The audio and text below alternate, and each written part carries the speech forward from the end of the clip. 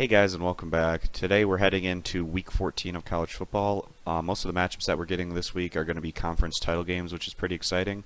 Not nearly as many games to choose from in terms of betting value, but we're still going to be going through most of the matchups for this week's action, and I'm just going to kind of discuss on why I think one team is a better bet over the other against the spread.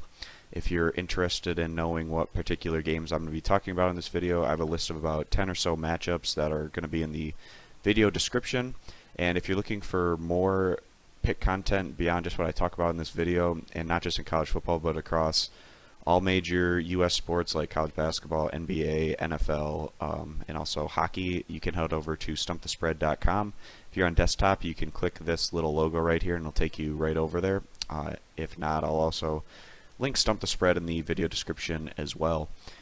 Again, thanks to everyone that's been hitting the thumbs up or the subscribe button. It really helps out. And if you're interested, you hit that subscribe button and you can get notifications of when I release these pick videos.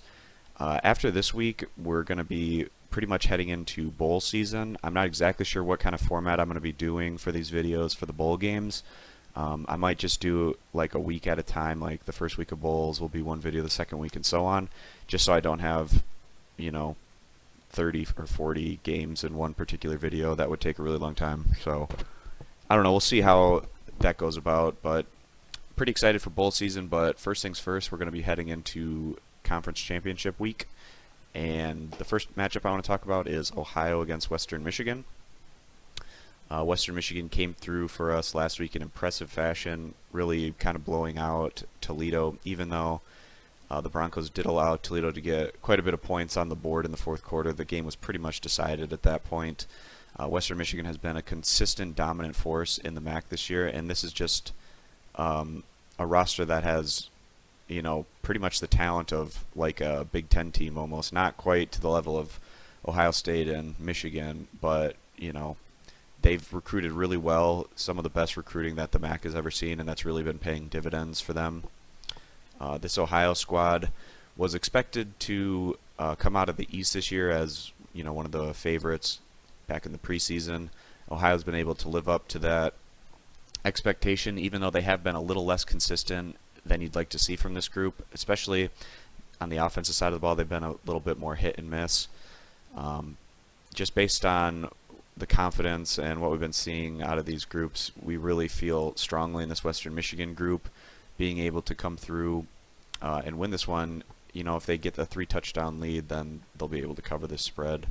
But the Broncos have just been so consistently dominant, it's really hard to formulate any kind of reasoning to side against them, even going against this decent Ohio squad. So we're going to be taking the Broncos here, giving the points as the better bet. And the other Friday matchup that we have is going to be Colorado against Washington. Another intriguing matchup here. Colorado has kind of been in the basement for the most part ever since joining the Pac-12 conference, but this veteran group really took a huge step forward this year, going on to surprise everyone, winning the Pac-12 South. We expected Colorado to, turn things around a bit this year and maybe get to about 6 to 8 wins, but even we didn't project this kind of really strong results for the Buffaloes.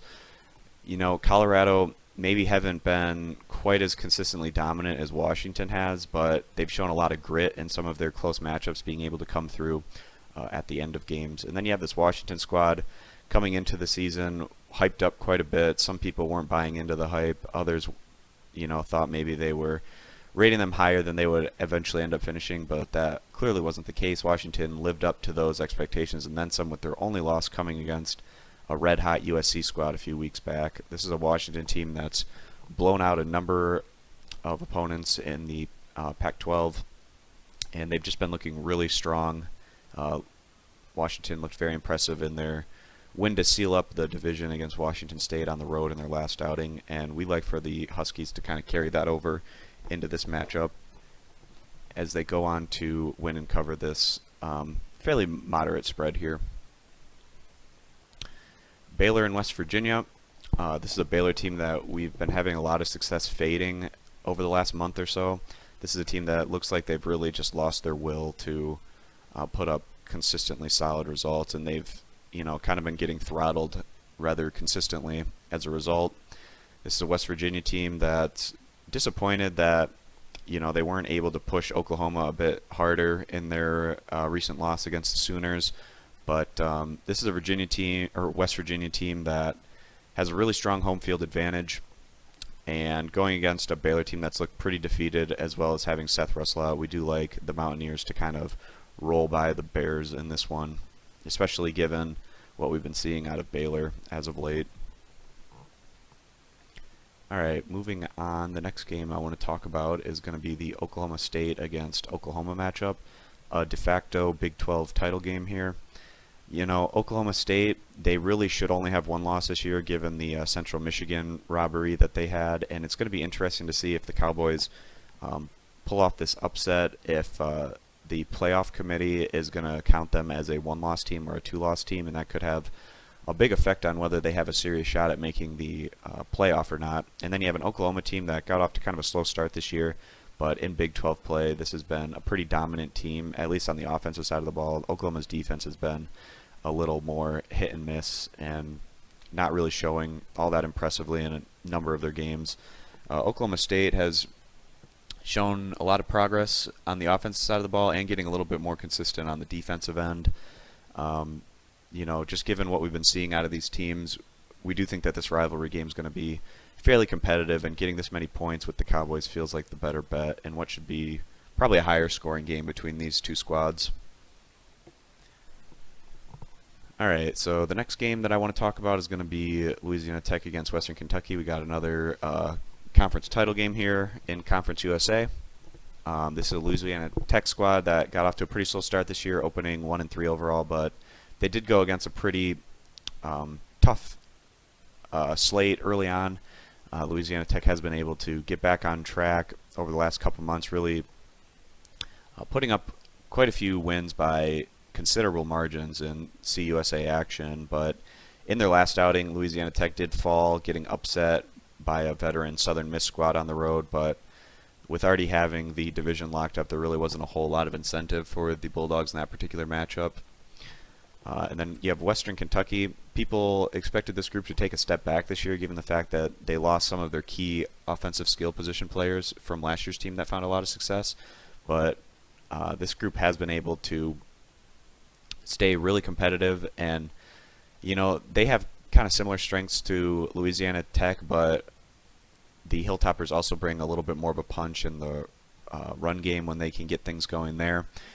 This is a game that's probably going to see a ton of scoring, but we do think that Louisiana Tech getting the 9.5 points is going to be the better value bet here, and people are probably discounting the Bulldogs a bit, considering the fact that they were upset last week, but I don't put a whole lot of stock into that particular matchup, given the fact that the Bulldogs were probably looking ahead to this conference championship game anyways. So we do expect them to keep things close and maybe even push for the upset, covering this rather large spread here. Next game is going to be Temple against Navy, another conference championship here. We got the American Athletic Conference Championship between the Owls and the Midshipmen. Temple, another team that got off to a pretty slow start this year, not having their best results back in September, but really coming online in conference play. They got a huge win against South Florida early on in conference, which was a big difference maker for this group and their ability to get to the title game. Temple has definitely been heading in the right direction over the past couple months, and it's going to be interesting to see how they handle this Navy squad. Navy brings in that triple option attack that's found a ton of success this year. Navy ranks second in all of college football in rushing. It's been very impressive to see what Navy's been able to do this year, considering that they lost their starting quarterback, Tago Smith, rather early on. But this should be a really competitive matchup, and if Navy gets their triple option attack going to where they're able to kind of control the pace of play, and just given all the success we've seen this Navy squad have offensively in Conference USA play, we really expect them to come out and show pretty strongly on the offensive side of the ball as they go on to win and cover this small spread.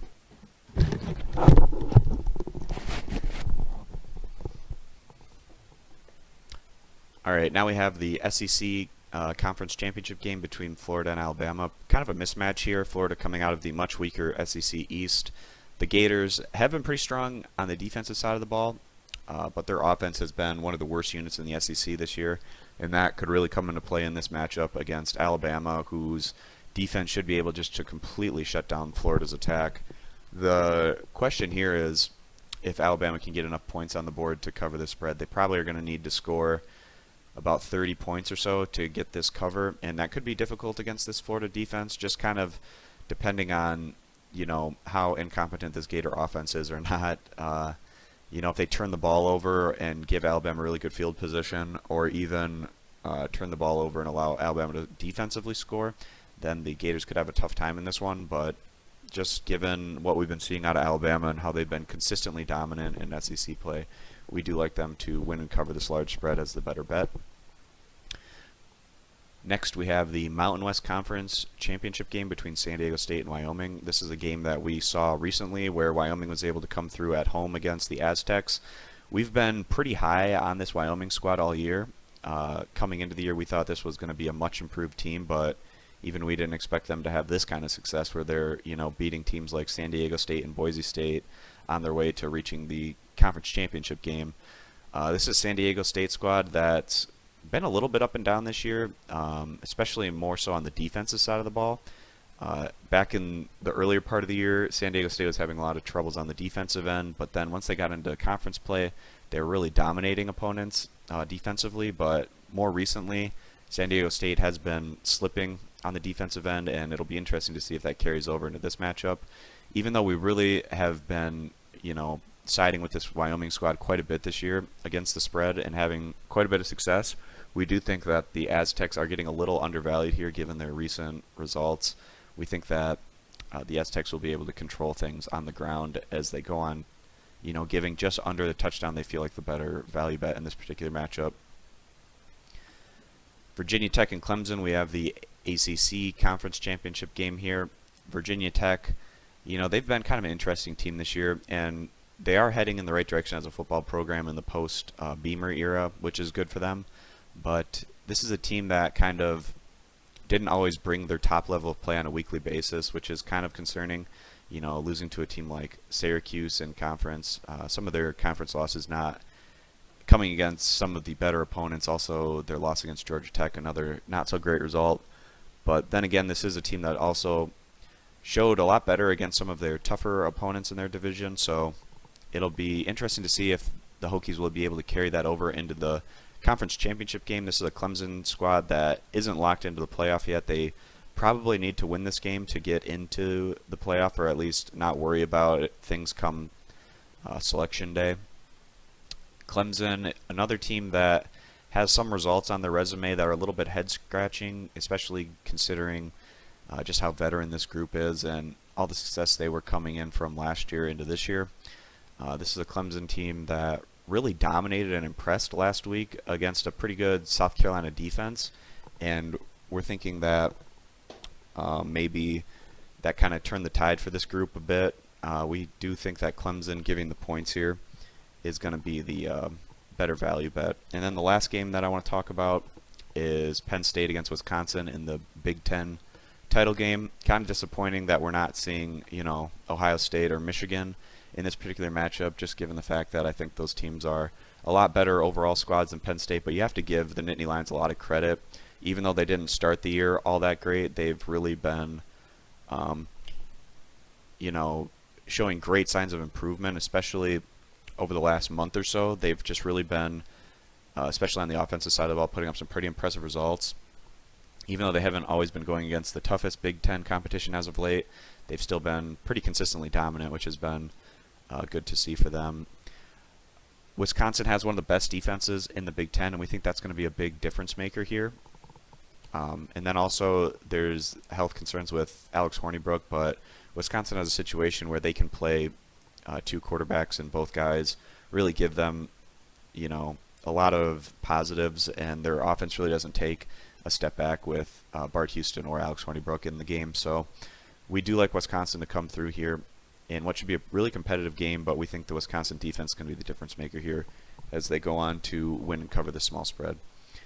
So that's going to be it for the Week 14 matchups and how we think they're going to shake out. Again, if you're interested in our daily free pick content or as well as our premium plays, you can head on over to stumpthespread.com.